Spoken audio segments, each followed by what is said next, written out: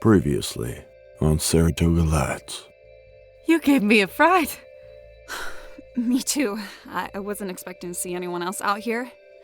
Something I can help you with, Arthur? I saw this guy out there loping around today. Thought he might have been another surveyor, so I waved at him. He just grinned. Strangest thing. Well, I never imagined when I woke up this fine morning that I'd cross paths with a woman such as yourself. Have you by chance seen a cat running around out here?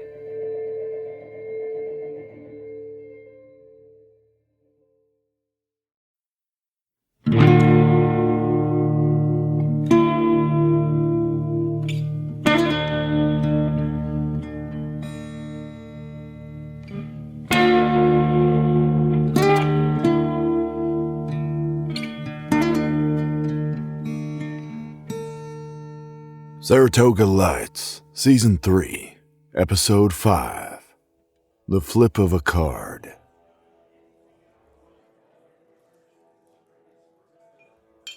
Old Mr. Mitchell never had many dreams or aspirations in the traditional sense. After marrying his sweetheart Barbara, the two of them settled down in Saratoga and started raising a family. He drove an ambulance for the county, and she, as previously discussed, was the lunch lady for West Hardin. But Mr. Mitchell's passion wasn't for life-saving heroics nor public service. No, Mr. Mitchell's passion was for drink. To that end, he sought to open the first watering hole in town, and, in the process, managed to rile up some of the more religious folk in the region. They didn't want the sin of drinking in their town, nor the drunkards, sauces, or sots that it might attract. It was perhaps the only time that the Baptists, Pentecostals, and Church of Christers could all agree. However, Mr. Mitchell eventually won the day and opened his particular hole in the wall, just off the main drag, around the corner from the barber shop. Now, Mr. Mitchell didn't know much about business. He left that up to Grizzle Gregory, so he spent most of his days sitting on the porch of the bar, welcoming the locals and partaking in drink with anyone who would have him. When he passed a few years back, Barbara sold the bar to Grizzle for practically nothing, on the condition that Grizz bring a pack of Markhams to her once a week, an agreement that suited them both. Sanford walks into the bar and doffs his hat as the golden-orange hue from the setting sun washes across the room, a vibrant light that would blind the current occupants were it not for the thick cloud of dust and smoke ever present in the establishment. He spots Arthur at the bar as a bear of a man, one befitting the moniker of Grizzle, passes him another drink. Arthur? Hey, neighbor. Sanford sits down next to Arthur, placing his hat on the bar. What are you drinking, friend? Whatever he's having. Grizz passes a glass to Sanford, who examines the drink. The dark contents are warm, absent any ice or chill. Sanford sniffs it before taking a small sip. Coke? Yeah. I don't really drink. You want a hard one, boss? This is fine. Grizzle leaves the two to their soft drinks and wipes down a recently abandoned table. Sanford looks around the room and sees a smattering of patrons, all of their attention on the ethereal figure in the corner, sitting high above the crowd on a bar stool, guitar resting across her lap. Jo Grace takes a drink from her beer and continues to tune the instrument, picking each string in quick succession. Arthur glances at Sanford's wedding band. How long you been married? Seems like a lifetime. Yeah, I had a girl for a while, but marriage just wasn't in the cards. She said I was too much of a people pleaser. Like, that's a bad thing. You probably dodged a bullet. Any kids? Nah.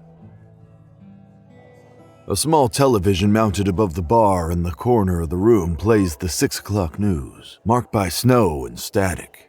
Arthur can't hear the broadcast, but he watches the anchor finish up the lead story before throwing it to the meteorologist. There's a nice gig. What? Weatherman? Arthur motions to the television and the finely dressed weatherman smiling on the screen. Arthur, what's on your mind? Do people around here know what you do? No. I keep my business to myself and appreciate those that do the same. Word got out that I'm surveying the land for the feds. Do you know how many timber folks live on my street? Do you? 7. Clark, Southern Forest, Temple Inland.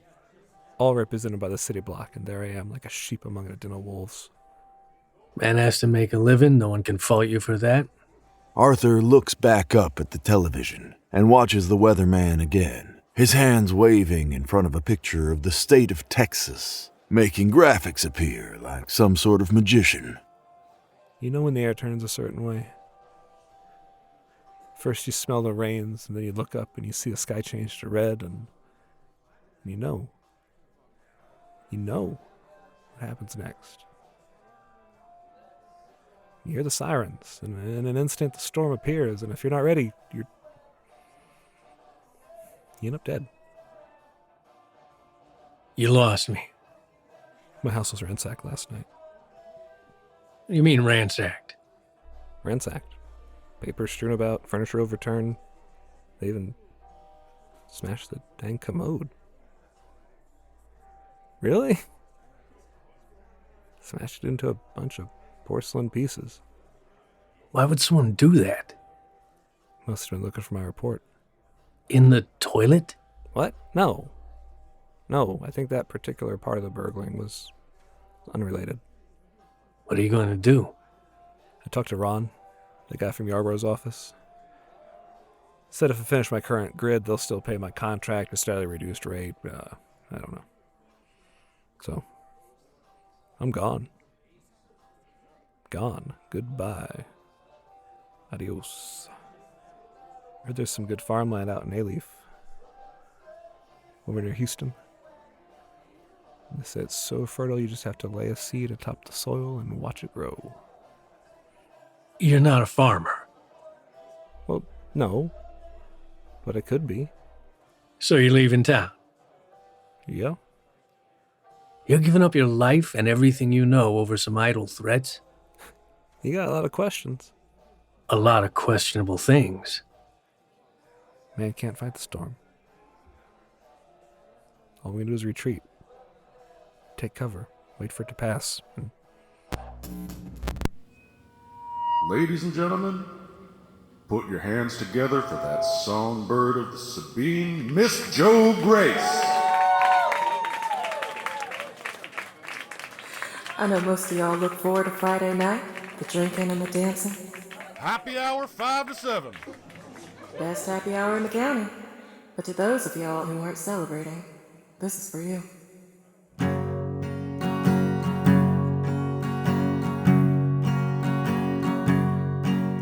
On Monday, my baby came home with some beers, a cigarette in his mouth, and a bucket of tears. He said that it's been a rough couple of years.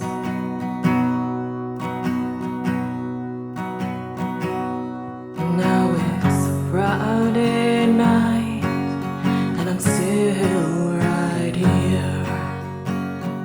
The crowd is enwrapped with Jo as her voice lilts across the room. Arthur finishes the last of his coke and gets up to leave, gently patting Sanford's shoulder as he stands. careful, Sanford. Don't take any chances. The air this evening is crisp and cool, a welcome change from the heat of the day.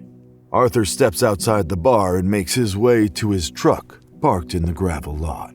A young woman in jeans and a torn t-shirt leans against the brick wall at the bar, holding an unlit cigarette. Do you have a light? Oh, no.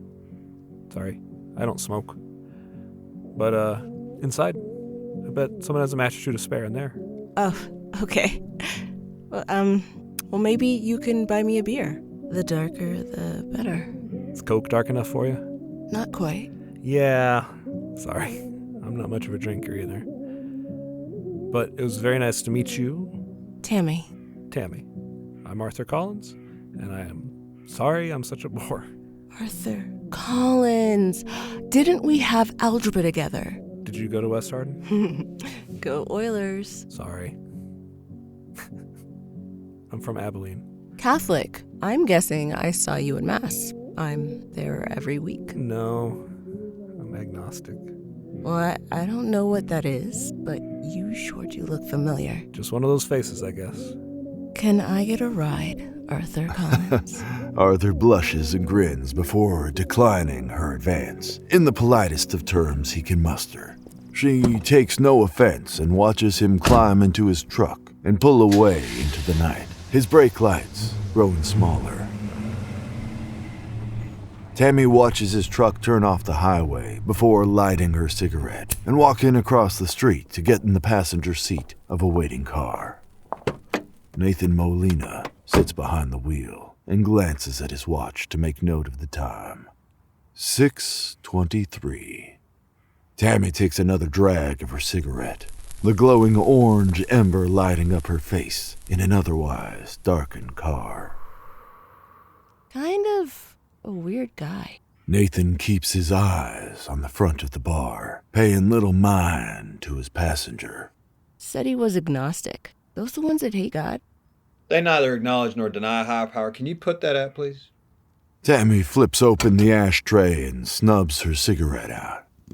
Her fingers tap the door panel in an instinctual pattern as she looks out the window, growing bored at the lack of conversation. Up above, she sees a couple of dim meteors streaking across the darkened Texas sky, only to disappear just as swiftly.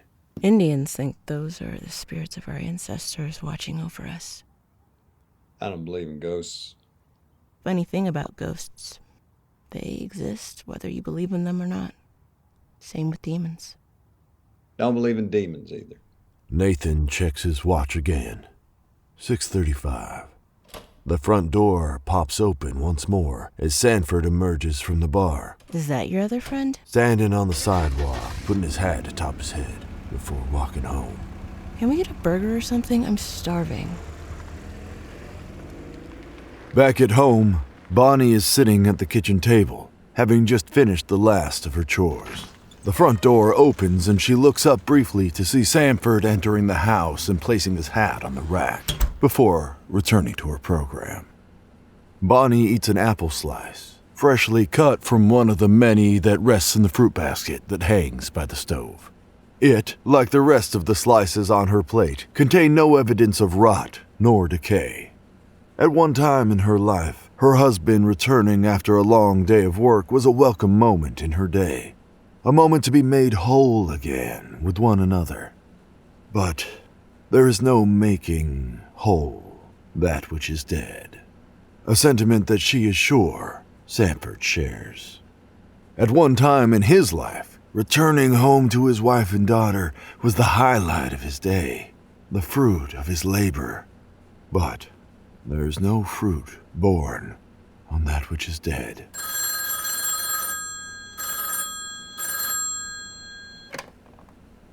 Hello? Hello, sir. May I speak to Mrs. Bonnie Sanford? Who's calling? This is Christensen Acquisitions on behalf of the Texas Citizens Bank. It's for you. Sanford holds the receiver out to Bonnie. She stands up and puts her plate in the sink before taking the phone from him.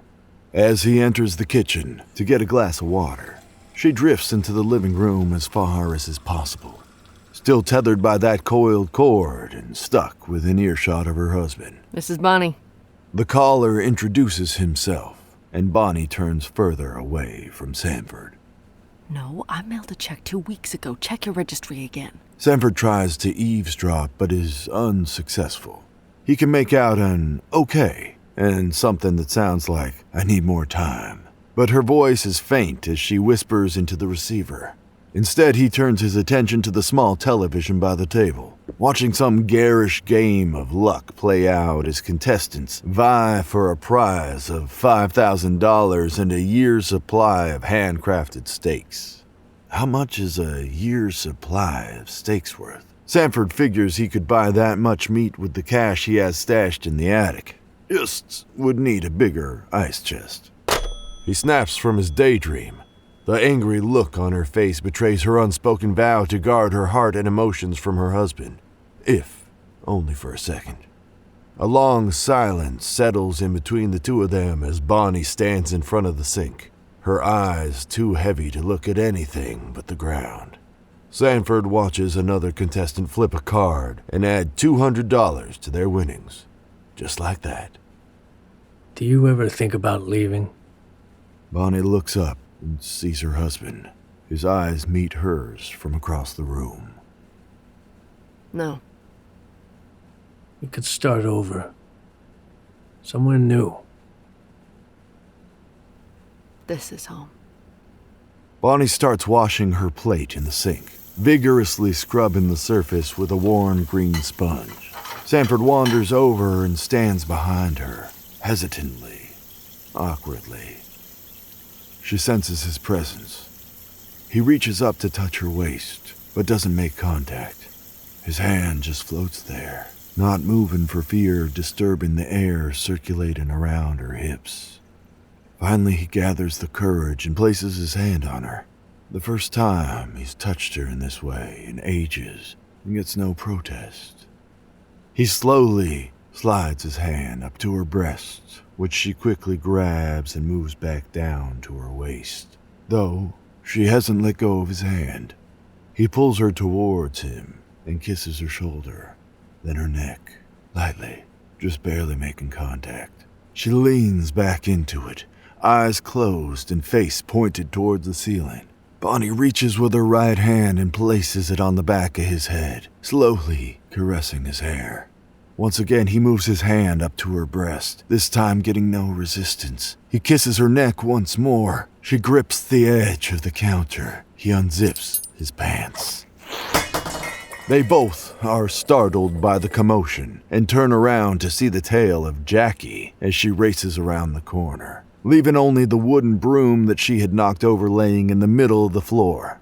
Sanford turns back to Bonnie, but the moment is gone. The physical and emotional distance that has defined their marriage the past 2 years is between them once more. They stare at each other, unable to say what should be said. Finally, Bonnie breaks. Her eyes go to the ground and the silence in the room becomes overwhelming. Sanford zips his pants and grabs a beer from the fridge. Another contestant adds to their winnings, $700 this time, with a flip of a card. Sanford glances at the television and sees the smiles of the game show audience as they clap in excitement, cheering for the random luck of strangers before going to his bedroom. After a moment alone, Bonnie finally relaxes her muscles and breathes once more. This was in Texas.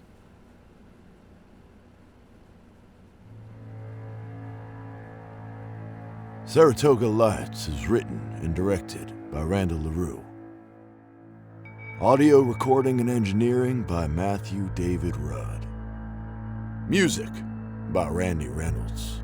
This episode features the voice talents of Heath Allen, Caitlin Elizabeth, Pepper Weeks, Brian Villalobos, Kim Wynn, Danny Blanchard, Randall LaRue, and Matthew David Rudd. Until next time. Excuse me.